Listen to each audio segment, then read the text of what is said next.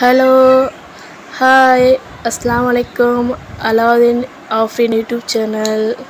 நம்ம இன்றைக்கி என்ன பார்க்க போகிறோன்னா, இஞ்சி கொத்து பார்க்க போகிறோம்.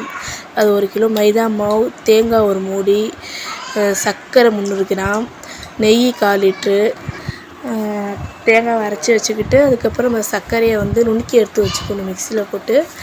அதுக்கப்புறம் மைதா மாவு சட்டியில் கொட்டி சர்க்கரையை நம்ம மைதா மாவோட மிக்ஸ் பண்ணிடணும். மிக்ஸ் பண்ணி எடுத்து வச்சுக்கிட்டு நம்ம 1/4 லிட்ரு நெய் எடுத்துக்கணும்.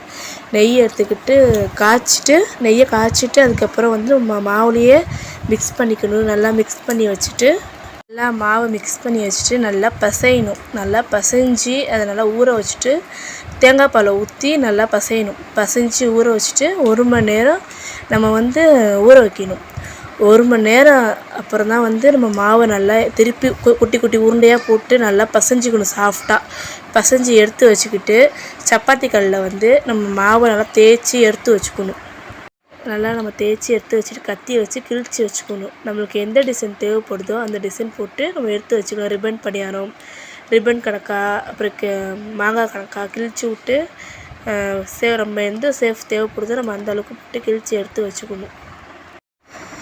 நம்மளுக்கு எந்த டிசைன் தேவைப்படுதோ அதை நம்ம கிழிச்சி எடுத்து வச்சுக்கிட்டு அதுக்கப்புறம் நம்ம கேஸை பற்ற வச்சு தவா சட்டியில் எண்ணெயை ஊற்றி நல்லா சூடு வரணும். தவா சட்டி எண்ணெய் ஊற்றி சூடு வந்ததுக்கப்புறம் நம்ம இஞ்சி கூட்டை போட்டு நம்ம எடுத்து சவப்பாக பொன்னிறமாக எடுக்கணும். ரொம்ப தீச்சா கசக்கும். உங்களுக்கு நல்லா பொன்னிறமாக எடுத்து நம்ம ஆற விட்டுறணும்.